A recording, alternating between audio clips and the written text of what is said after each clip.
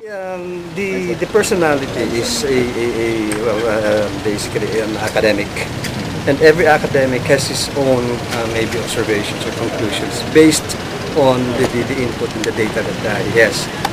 First is not personally I respect him for the opinion that he has, but then again I think the study should have gone deeper insofar as the nature and the dynamics of both the JI and the ASG.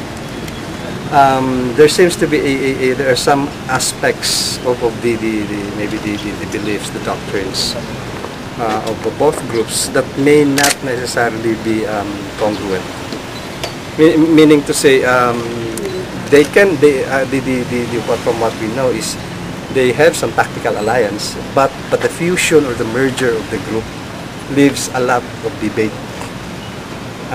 One school of thought, as what has been said, maybe that's what they believe, but definitely other schools of thought from other experts and other academics, and even the security analysts might not necessarily agree with that assessment.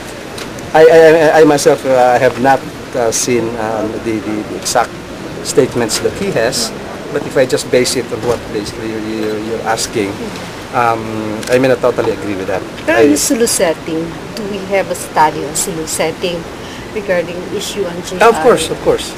Meron.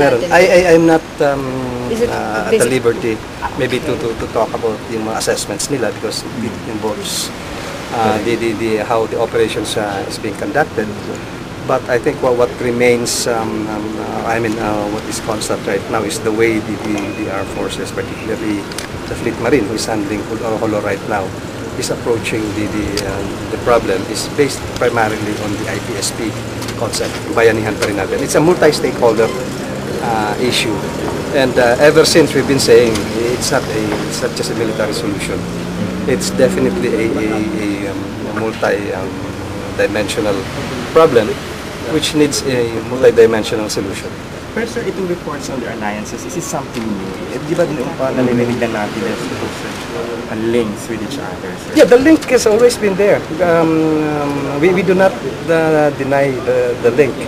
And then the degree of the linkage is the one that's debatable.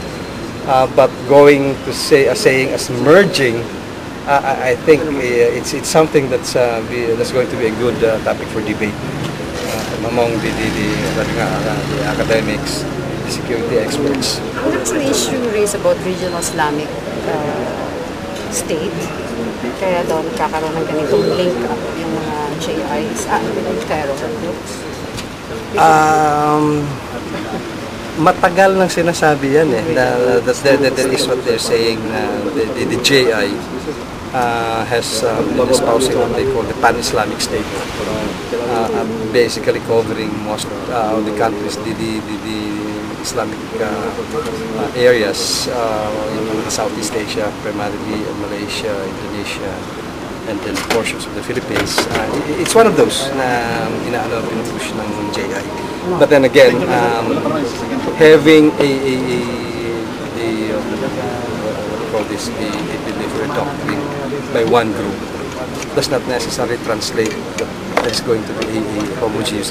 Alam naman natin even among the different groupings sa mga Islamic countries, marami pa ring groupings to So again, ang sinasabi na having that has always been from my understanding, that has always been the hope or the objective of the JI. But it can be seen that there is also a multinational there's also a multinational effort against that. Marines were attacked last Sunday and there's a group called Aulia. Ano yung tingin niyo dito, sir? Pinag-aaralan pa natin ngayon because evidently the reports we're having is this is a group which on the basis of sinasabi nila na yung kanilang parang that you call it kanilang samahan NATO is again looks at the tawag dito, kasi ganito, we have to put it in perspective eh. Why the area where we are building schoolhouse? So it may be something that they are against the progress in the place. And it has been proven and seen in the area that the local populace themselves are nagalit. Kasi paaralan to ng mga bata eh. And here they are trying to prevent the development. And I don't know what kind of people would not want to have development in an area. Eskwelahan itong ginagawa ng mga engineers natin na pinaprotection ng mga 30th company. And yun, nilusob nila. So, I'm receiving reports na even during the firefight, the local residents who were there helped. Siguro alam niyo, I think you know that more than I do siguro. Pero in general, sir, as far as the AFP is concerned, how do we treat this group, sir? As nasabi ko na nga kanina eh, na this is a multi-dimensional. We stick to the campaign plan of the IPSP. It's a multi-stakeholder approach. The AFP will continue to address the security aspect. The threat of terrorism, the threat of the use of violent means, we will confront that head on.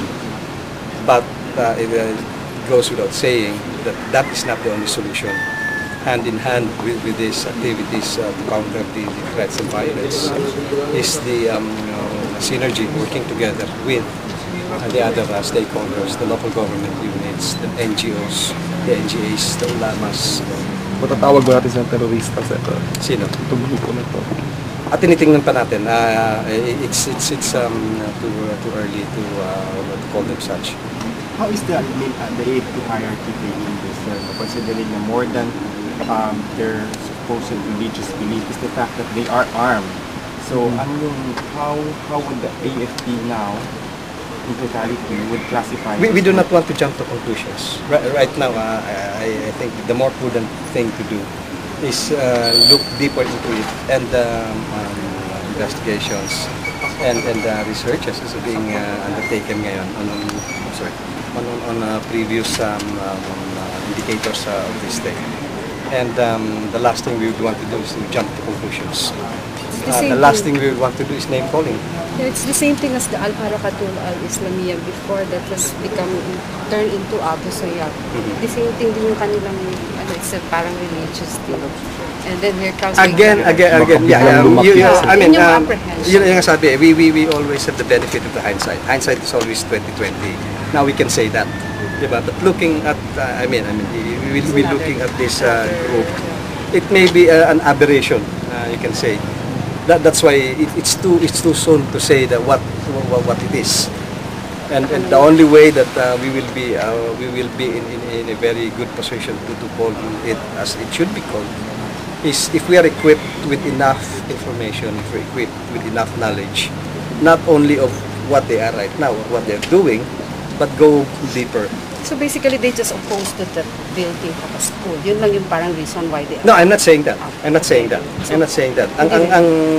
That's the most evident na nakikita natin. Na as a result. Because looking at the environment, wala namang ginagawa yung mga sundalo, pati yung mga tao doon, wala namang iba. And yet, knowing for a fact na these Marines that we have there are providing security for the construction of that school building. And then, yun ang tinira nila. Okay, sir, going... Trinity na? Okay. Our vision is that by 2020, we will be a strong and credible Navy. That this maritime nation can be proud of. Diba? We can be strong. We can be the strongest Navy in the whole world. But if we don't have credibility, what use is it? And if we go to the aspect, credibility, the definition, it should not be us who should say that we are a credible Navy. It's you. It's the stakeholders who would say, well, yes, the Philippine Navy is credible. And that cannot just be wished to. That does not happen per chance. We have to work for it. And basically, it's the people. Our people who have to work for it. When the feedback you're getting? Well, tatlong Cs nga sinabi ko, di ba? Capability, capacity and credibility. Sabi nga kanina, capability, these are basically we're looking at the wherewithal, meaning on material things, mga gamit, mga bagong kagamitan. Basta may pera lang tayo, and I think it's starting to happen with the present leadership. That's the easiest thing to do. Buy it. Diba? But the people behind the equipment is the biggest difference. Sabi nga, may kasbihan at the end of the day, it's the Mark II eyeball behind the equipment to make a difference. It's the archer, not the arrow. So in the context ng sinasabi mo nga, yung challenge doon is we have to level up yung skills set ng mga tao, the culture of our people, the education and training that happened in the past. Now that we are in the process of building or rebuilding the armed forces, saka sumabog yun. That's part of the challenge. Because that's where the first aspects of building credibility. When people start telling you, hindi, maglalako, sorry. Dati ganito ginagawa nyo. That's the word dati. Please judge us by what we do now and what we will be doing in the future. The area will be deployed is such that talagang grabe mga alon mo. Precisely nalulusutan tayo doon. Because in times na wala tayong barko, dahil nandito yung barko natin, hindi kaya yung alon, saka pumapasok itong mga hindi dapat pumasok. Solar boat daw yung gagamitin mo. I mean, kasi syempre you will conduct operations there, chances are you will, patrol in the area. I cannot speak for China. I can only speak for the Philippine Navy. And we will continue to do our mandate. We know Yes.